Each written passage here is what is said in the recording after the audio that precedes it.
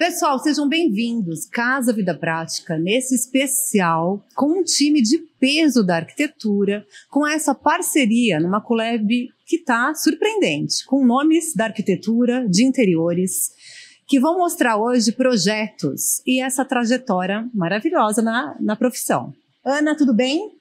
Tudo ótimo, Maria Cláudia, mais um dia aqui com você, nessa collab de sucesso que só melhora a cada dia, trazendo os melhores e mais importantes escritórios do Arq Decor. Hoje falamos com Cavalcante e Ferraz, Ellen e Paula, sejam muito bem-vindas, é um prazer tê-las aqui. Uma trajetória de sucesso, uma carreira linda, linda, linda, linda que eu conheço.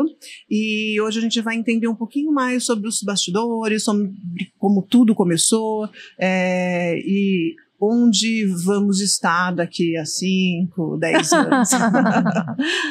Obrigada pelo convite, a gente ficou bem feliz com o convite de vocês. E vamos aí. Vamos contar um pouquinho dessa história? Como vocês se encontraram? Como começou essa parceria?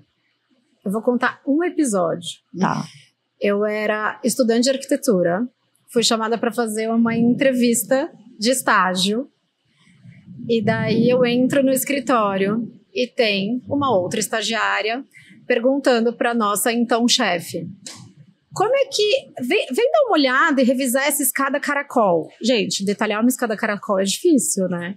Eu falei, meu Deus, eu vou ter que detalhar uma escada caracol. Falei, então eu vou colar nela, porque ela já sabe fazer isso. Essa pessoa era a Ellen. Era a Ellen? E que anos depois veio a ser minha sócia, porque nós nos conhecemos estagiando juntas no mesmo escritório. E desse momento de estagiar, viramos Ellen gerente geral e eu coordenadora, trabalhávamos no mesmo time, uma dupla, e sempre deu certo. Então foi amizade à primeira vista. Sim, sim. Começou com uma amizade, como a Paula comentou, nós éramos estagiárias e o legal é que a gente cresceu juntos, assim, a gente não só a cada vez mais foi conhecendo o mundo da arquitetura, a gente foi se encontrando dentro, porque a arquitetura, ela oferece pra gente uma infinidade de possibilidades, né? Você pode ir para a área não só da construção, no nosso caso, o escritório que nós trabalhávamos era um escritório mais voltado para interiores mesmo, e lá a gente descobriu em comum uma paixão que era a decoração de interiores. E a gente começou com uma amizade, e é engraçado que não foi de imediato que a gente pensou em um dia em montar uma sociedade. Acho que a gente já era formada, né? Sim. Eu entrei nesse escritório, eu acho que eu estava no 2º ou 3º ano da faculdade, fiquei mais uns 4 anos depois de formada, eu acredito 3, 4 anos, e aí foi natural um dia uma olhar para outra e falar, e se a gente saísse daqui e montasse o nosso escritório? Foi engraçado que, assim, eu sempre fui a mais de inventar as coisas. Eu cheguei na Paula e falei, vamos sair daqui? A Paula, você tá de brincadeira comigo, né? É sério. É sério. Aí eu, por que não? Ela, não, eu penso nisso, mas não agora, sabe? E eu, não, vamos, mas o que você tá esperando? Ela, não sei, eu não tenho dinheiro. Eu falei, eu também não, vamos. e assim, foi uma coisa meio natural, muito orgânico, assim, sabe? E o que vocês, em 2025, falariam para vocês neste ano de abertura de escritório? Eu diria, vai dar certo, mas tem que confiar, vocês vão passar por desafios, mas vai valer tudo a pena. E ainda assim, 2025, assim, ainda tem um belo caminho pela frente.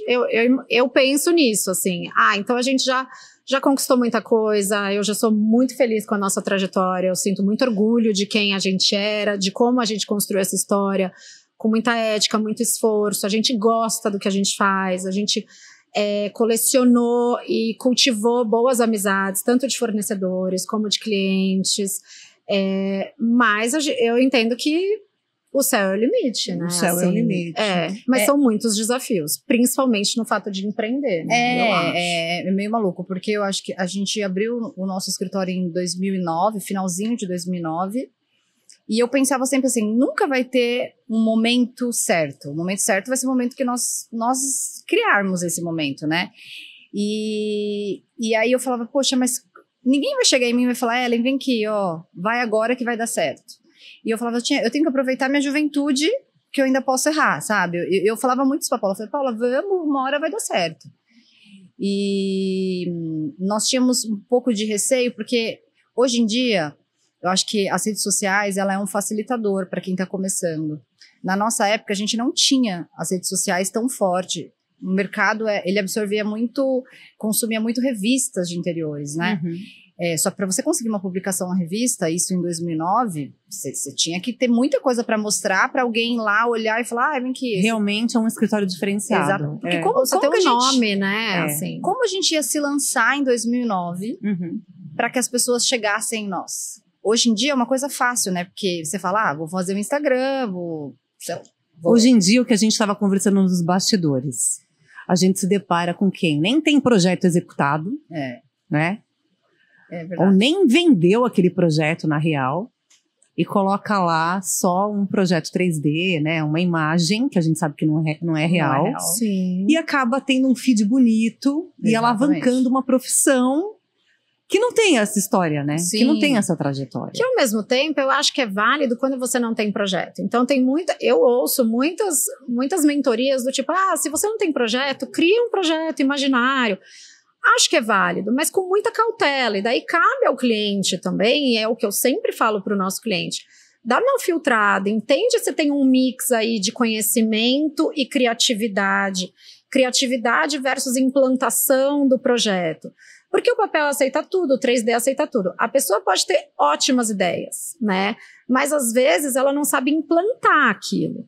E para implantar, a gente com alguns anos, né, de trajetória, tem que bater cabeça, tem que errar. Não é nem só errar, mas assim, tem que fazer de um jeito e ver que de repente de uma outra maneira dá para lapidar e dá para melhorar. Erros e acertos. Erros e acertos, né? Desculpa, é engraçado que muitos clientes chegam até nós e eu consigo notar que muitos nem conseguem reconhecer o que é um 3D, porque às vezes hoje em dia, obviamente, em função da inteligência artificial, ou até mesmo de aplicativos e tal, você tem projetos de perspectivas que eles se assemelham muito com fotos.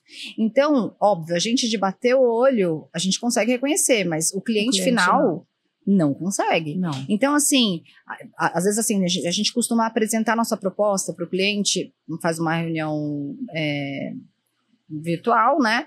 Onde a gente apresenta e a gente fala qual o nosso valor, vamos dizer assim. E a gente explica lá as etapas, o que está incluso, o que não está incluso.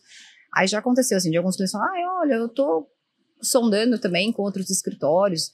Nossa, mas o custo de vocês está um pouco mais elevado. E eu vou falar, olha, preço é uma coisa difícil, né, de você, ainda mais numa prestação de serviço, mas você viu se o perfil da pessoa, se é foto, se é... A pessoa, não, mas tem um perfil muito bonito. E aí eu consigo perceber que a pessoa fala, pera, sem citar nomes, mas a pessoa não consegue diferenciar de fato qual é a expertise ou a experiência daquele profissional e para poder de fato comparar uma coisa com outra, se é que dá para comparar, entendeu? Porque a ferramenta hoje, rede social, ela é um facilitador, mas ela pode ser também numa mão dupla, né? Sim, é lógico. Mas isso, eu acho que todas as profissões, elas correm esse risco. Sim, Quem sim. tem o melhor projeto de marketing, né, pode levar o cliente e pode deixar para trás o que tem mais talento, o que tem mais competência. E total. fazer o cliente, como você estava falando, perceber o valor também é uma dificuldade. Sim. Ele tem que entender que aquilo que ele está pagando, aquilo realmente vale. E de que maneira? Então, eu vou fazer uma pergunta para vocês. Ainda no início, como é que vocês driblaram as dificuldades iniciais e qual foi, né, o ponto mais difícil de realmente ultrapassar a barreira que vocês encontraram, a primeira barreira da frente? Eu acho que a primeira dificuldade é captar clientes, né?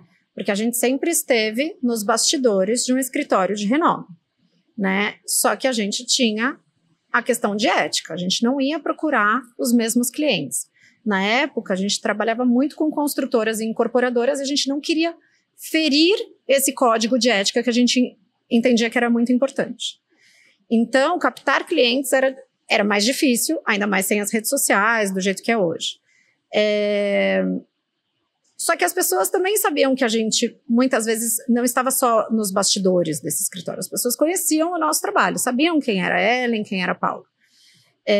Eu acho que a principal dificuldade foi essa captação, foi manter, não é uma dificuldade manter a ética, mas em mantendo a ética, em tentar angariar clientes, mas sem procurar pessoas do mercado. Pessoas, né? assim, que a gente trabalhava no escritório, que por mais que nós estávamos nos bastidores, era um bastidor que não só movimentava a parte de execuções geral, mas era os bastidores quem fazia o escritório acontecer. Girar. A gente não trabalhava no escritório, por exemplo, tanto eu quanto a Paula, a gente é muito atuante, a gente é que está na linha de frente, até mesmo não só com o cliente. Então, as reuniões são feitas ou comigo ou com a Paula. Eu tenho uma equipe, obviamente, por trás de mim, mas somos nós quem geralmente tocamos tudo. E esse outro escritório não era assim. Então, assim, o difícil, que eu acho que a Paula está mencionando, é assim, eu tinha um contato direto com esses clientes. Então, uma vez que eu estava me desligando, era até mesmo natural as pessoas Eles virem atrás, pra onde você tá indo? O que tá acontecendo? Mas a gente entendia que a gente quase não tinha esse cliente, a gente não podia ter. Não podia contar. Principalmente né? num primeiro momento, sabe? Do tipo assim, poxa, vai ser muito Desleal, né? Então a gente não era a nossa ideia. Saiu. E aí foi natural, que óbvio, quando você manda aquele e-mail geral, olha, estou me desligando, tal, algumas pessoas, esse é meu contato pessoal, tal, as pessoas, o que aconteceu? Você está saindo para onde? A gente está abrindo o nosso escritório. E foi assim que a gente, tipo, deu o primeiro passo de um cliente que tinha fechado lá atrás. Você pode seguir, tô recebendo meu apartamento, você pode seguir com a execução, tal. E aí, o nosso medo aconteceu sendo uma coisa natural, que foi o boca a boca. A gente começou a ganhar muito cliente, que era uma indicação do outro. Então, a gente não tinha rede social a nosso favor, porque não existia, da maneira que no formato que é hoje. Mas o boca a boca foi muito legal. Então, foi tocando. Acho que é o melhor marketing. Hoje, né? A gente fala que os nossos clientes, eles vêm pelos Instagram, redes sociais, e os outros 50% por boca a boca, assim, sabe? E Casa Cor Sorocaba? Entrou em que momento? Na loucura. Mas a Casa Cor Sorocaba, ela entrou justamente nessa questão do tipo, como nós vamos nos lançar no mercado, né? E é assim, a gente não tinha dinheiro, porque a gente tinha muitos contatos com fornecedores, a gente imaginava que muita coisa ia vir sem custo, né, por parceria, mas a gente sabia que a gente ia ter que tirar alguma coisa do bolso, investir. Sim. E eu falava assim, vamos, porque vai ser como se fosse a maneira como nós vamos aparecer do tipo, saí, me desvinculei, estou aqui. Somos entendeu? um escritório agora. E lançando um projeto de bastante qualidade, porque geralmente os projetos de Casa Cor são super inovadores, a gente debruça forte, né? por horas ali, desenvolve uma coisa super diferenciada, e é um institucional muito importante, Sim. né? Então, assim, eu estou na Casa Cor, eu sou um arquiteto de porte Casa Cor, porque também, assim, existe um custo para estar lá, mas também existe um filtro para estar lá, né? Então, a gente conseguiu essa vaga. Eu lembro que a gente saía do escritório, pegava estrada e ia para Casa Cor. Teve um dia que a gente saiu tão tarde da Casa Cor, era uma sexta-feira, que com a roupa do corpo a gente pegou um hotel e dormiu, porque não tinha condição de voltar de novo para São Paulo. E a gente foi nessa maratona, deu super certo, e no ano seguinte aí a gente fez a Casa Cor São Paulo também. Engraçado, essas duas participações que nós tivemos, que foram, acho que foi seguido, né? Ou foi um ano seguinte.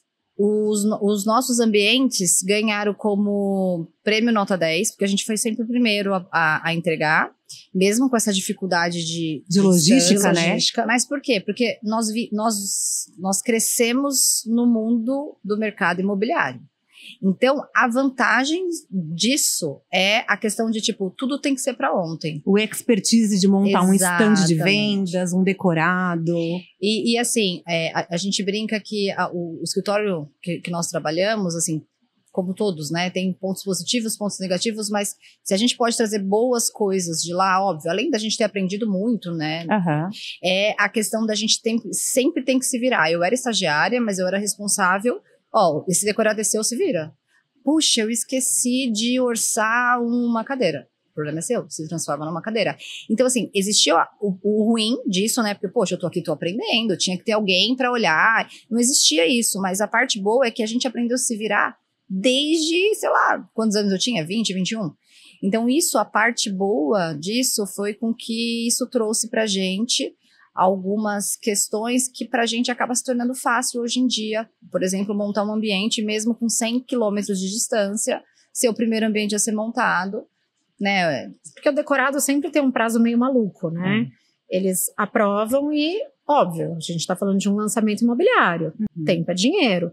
Então, gerenciar várias equipes, na medida do possível, trabalhar de maneira multidisciplinar, isso foi uma escola que trabalhar com os lançamentos imobiliários nos deu, né? E que daí a gente também aplica hoje nos nossos clientes na medida do possível. A gente sempre fala, a gente tem essa capacidade, a gente tem essas ferramentas, a gente tem esse olhar, mas na medida do possível eu também preciso manter a qualidade, eu preciso manter uma obra com um bom acabamento. Não dá para um sair desfazendo o trabalho do outro. Mas, na medida do possível, a gente tem essa ferramenta gerencial que a gente aprendeu desde o início, né? E eu queria saber, Paula, quem cuida do quê? Você está mais responsável por uma área, a Ellen por outra ou não? Vocês se dividem por cliente, por obra? A gente se divide por cliente. Num primeiro momento, a gente não tinha um volume de clientes tão grandes, né? Então, muitas vezes, Ellen e eu cuidávamos do mesmo cliente. Mas isso não durou muito tempo. A gente entendia que a demanda do mercado era o suficiente para que, na verdade, necessária, a gente precisava se dividir, né? Então, quando a Ellen está cuidando de um cliente, eu não cuido desse cliente. A gente se participa de tudo, então temos grupos assim com as equipes. Então, em comum, né? Então, eu tô tocando o projeto do Joãozinho. A Paula está também no grupo, não com o cliente, mas com a equipe que está me ajudando a executar. Então, ela está meio que participando, mas ela não é ela que vai contratar direto com o cliente, né? A gente não consegue... para a gente conseguir absorver todos os clientes que nos procuram, a gente precisa realmente se dividir. E o que é muito legal, não digo que é uma forma melhor ou pior de mercado, mas eu entendo que a nossa profissão ela é muito criativa. Eu acho que a gente precisa passar por todos os processos, a não ser que uma de nós não gostasse muito especificamente de um projeto ou de um processo. Então, eu detesto obra, eu detesto produção, ou detesto executivo. Aí talvez uma teria que se descolar aí dessa realidade. Mas é muito gostoso começar com o cliente, passar o briefing, entender o cliente, depois criar o conceito para ele e depois implantar. Eu acho que a gente ficaria muito engessada, isso na minha cabeça, eu acho que a Ellen pensa da mesma maneira, porque a gente funciona muito bem assim, mas a gente não conseguiria ficar só num processo. Então, eu só faço planilha, eu só faço conceito, eu só vou para a obra. Porque, às vezes, o ir para a obra é resolver problemas. Mas, ao mesmo tempo, entregar a obra e fazer a produção é o que é o que faz a gente pensar, tá vendo? Valeu a pena. Valeu a pena. Entendeu? Então, é gostoso passar por todos os processos. E a gente precisa disso, né? A nossa profissão é também até o que nos fez, o que nos encorajou a sair do escritório. Porque, assim, chega uma hora que você não quer mais estar nos bastidores de ninguém. Você quer criar, você quer ter seu nome, você quer fazer sua marca, né? Ter autonomia. Mas a gente se participa muito as duas, assim. A gente está sempre juntas. Até mesmo dos BOs. A gente, quando tem um BO muito grande, aí uma liga pra outra e fala, você não sabe, você vai ter que me ajudar. Porque às vezes vem uma outra pessoa com a cabeça limpa, fala, por que você não faz isso? Nossa, é verdade, por que eu não pensei nisso? Porque a gente sabe que as cabeças pensam melhor. Ela nunca te disse assim, olha, desculpa, amiga, essa responsa é sua. Né? Não, até porque é tudo Cavalcante Ferraz, entendeu? BO é igual, tem nome e sobrenome.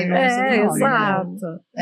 E o diferencial mais importante do escritório eu acho que, pelo que vocês já contaram até aqui, é realmente vocês presentes em todas as etapas. Né? Assim, como a Paula disse, eu acho que nessa área não existe o certo ou o errado, né? Existe o que funciona para nós e que é o que a gente defende para a Cavalcante Ferraz.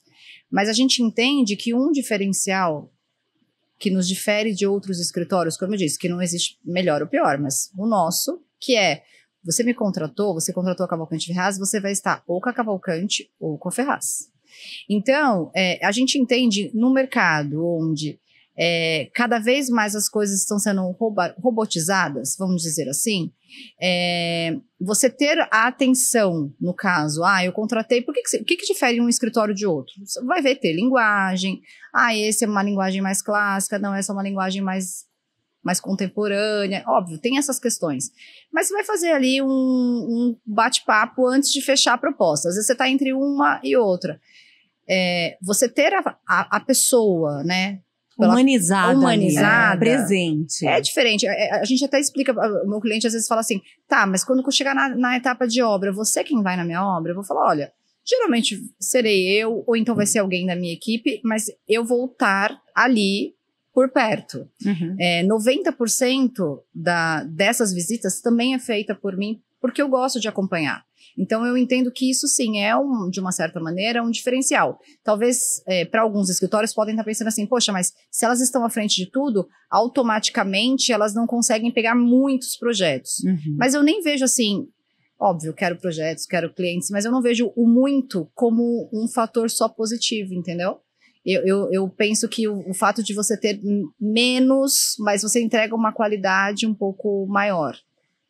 Eu acho que isso facilita também o cliente optar por um e por outro. Então, e dá segurança. Porque o projeto, ele não é um produto. Você vai numa loja, você olha e você leva. O projeto você paga um sinal e vai na cadência e demora. Tem um processo, né, de lapidação até você receber o final. E às vezes o final não é o projeto, né? O final é o apartamento pronto, é a casa pronta, é o escritório, o consultório, o que seja. É o projeto implantado, então é um processo muito grande. Então, essa segurança que o cliente deveria ter de estar sempre, saber que a gente está sempre junto, a gente entende que é talvez um definidor, sabe? Assim, entre ir por esse ou por aquele. E porque a gente gosta mesmo, né? A gente gosta de ir em loja com o cliente, gosta de bater esse papo, gosta de ir na obra também. A gente transita em todas as áreas. Tá próximo, e gostam de criar conteúdo, né? Sim, porque elas são boas nisso. Nossa, elas são muito boas. Com elas pro Egito. E eu ali fazendo conteúdo para o Clube Casa, bem de olho nelas ali, e assim, sempre com aquele olhar, porque é muito interessante viajar com arquitetos, gente, é completamente diferente. A gente tem um guia, sabia? Eles têm um olhar completamente diferente. A gente tem um guia. Eles fazem perguntas mais absurdas, assim, absurdas para mim, né, que sou jornalista, mas assim, pro arquiteto faz total sentido. O que é isso? Mas por onde escoa a água? Mas, sabe, coisas assim que são muito legais, e esse conteúdo, né, eu acho que ele só, talvez não seja aplicado no Egito, por exemplo, mas assim, o início da humanidade, né, assim, ele não seja diretamente aplicado numa construção, mas ele colabora para o processo criativo. Eu tenho certeza, todas essas referências que vocês buscam nas viagens que vocês fazem, eu acho que isso vai... O radar está sempre ligado. Vai aflorando a criatividade de vocês. Eu acho que isso é muito importante. Agora, eu queria fazer uma pergunta para vocês. Quando foi que vocês entenderam que Cavalcante Ferraz, arquitetura e design, é um sucesso? A gente entendeu? Será? Eu acho que assim, a hora que a gente começa a ter realmente um reconhecimento de mercado. Outro dia a gente estava entregando um decorado e daí eu fui até lá para colocar um complemento de adorno que o pessoal da incorporadora tinha pedido, e daí eu saí do decorado, claro, tinha uma foto nossa na porta do decorado, um breve histórico e tal, e daí um corretor veio e falou assim, você que é arquiteta do decorado? Eu, sim, é minha sócia, eu sou arquiteta da Cavalcante Ferraz. Ele, nossa, eu adoro o trabalho de vocês, eu sigo vocês no Instagram.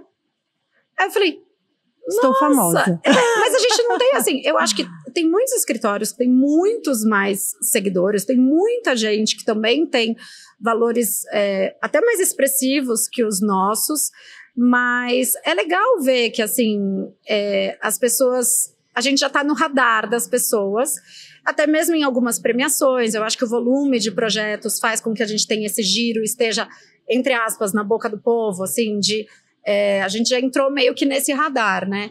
E eu acho que são muitos anos também estabelecendo parcerias, né? Então, os fornecedores gostam da gente, acho que sim, falam bem da gente, sabe? Que já conhecem a gente. E quem não conhece, às vezes fala, ai, poxa, eu gosto tanto do trabalho de vocês, eles trazem isso para nós, sabe? Eu acho que a rede social, novamente falando dela, se a gente contar que a gente começou nosso escritório no finalzinho de 2009, né?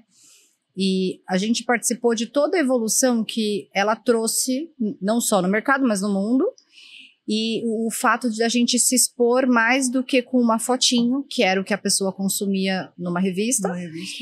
E aí, a gente já teve algumas conversas do tipo assim, como a gente vai se mostrar, entre aspas, para o nosso público, do tipo, vai ser só foto ou só loja. Teve um planejamento editorial? Acho que de maneira início? meio orgânica, interna. A gente nunca teve nenhuma consultoria, estratégia de marketing, porque mentoria. Vocês falam nos vídeos, então, aparentemente parece que vocês não têm qualquer timidez, vocês elaboram pautas bem consistentes para viralizar mesmo. Sim. Eu não sei se isso é proposital. A gente tenta, alguns dão certo, né? Mas é que assim, a gente tinha um pouco de dúvida do tipo assim, será que a gente precisa mostrar mais do que um escritório de arquitetura, né? Tudo que envolve a questão desde a concepção, desenvolvimento e com o cliente na loja e tal, ou mostrar um pouquinho mais da vida pessoal com cautela, porque a gente até fala, as pessoas se conectam com as pessoas, né? E aí a gente ficava assim naquela corda bamba, porque você vê N opções, né, no mercado, de tipo, mostrando desde o café da manhã, aí você fala, pera, mas calma. E a gente ficou um pouco nessa dúvida, mas até mesmo complementando o que a Paula falou, eu nunca me esqueço, há uns 4, 5 anos atrás, um dia eu recebi uma mensagem no WhatsApp assim, oi Ellen, tudo bem? A gente costuma dar o nosso contato lá nas redes sociais, é o meu e da Paula mesmo. Aí a pessoa, oi Ellen, tudo bem? Aqui é a fulana. Eu precisava fazer... a gente pode marcar um horário, mas do jeito que a pessoa falou, a gente parecia ser muito íntimo, assim, sabe? Aí eu, oi, desculpa, você... então é que eu queria fazer um projeto com você. A gente pode marcar aí? Assim... Ela já sabia, né? A gente pode fazer um bate-papo no telefone para eu entender suas necessidades, tá? Tá, pode, não sei o quê, mas eu percebi que ela já queria vir. Eu, gente, como assim? E aí ela virou nossa cliente, eu fui conversar e ela, olha, eu sigo vocês desde quando tem o Instagram. Eu acompanhei o seu escritório. Muita vontade. Isso, ela me tinha realmente como uma amiga. Tanto que a gente se tornou amiga mesmo, né? E a gente fala assim, o legal desse contato de pessoas, e não simplesmente fotos e, né, somente conteúdo de arquitetura, é que as pessoas acabam se conectando, por exemplo, poxa, ela tem um cachorro, um exemplo, ela tem um cachorro, então ela deve saber as dificuldades que é ter um cachorro que... Ou ter um tapete peludo dentro de casa. Sabe? Então, elas têm criança, então elas sabem como é que é aquela bagunça de brinquedo pela sala.